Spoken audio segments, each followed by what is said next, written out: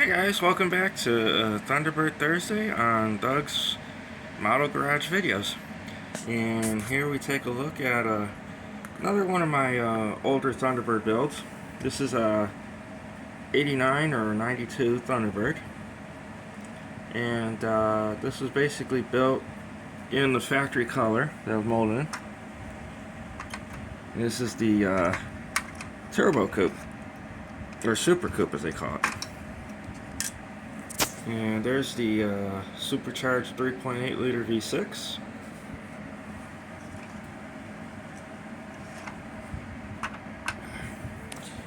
And we have the unique license plate that came with the kit. One mirror is kind of missing, so it's unique. And body was molded with one little flaw, so right there, but okay, makes it unique. So this is my Thunderbird Thursday, and hope you all enjoying this.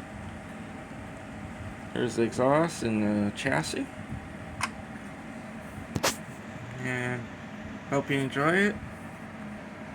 So this is the Thunderbird Thursday installment, and I am going to be starting a new series of videos. I'm just trying to put everything together and put the subject idea together right now. So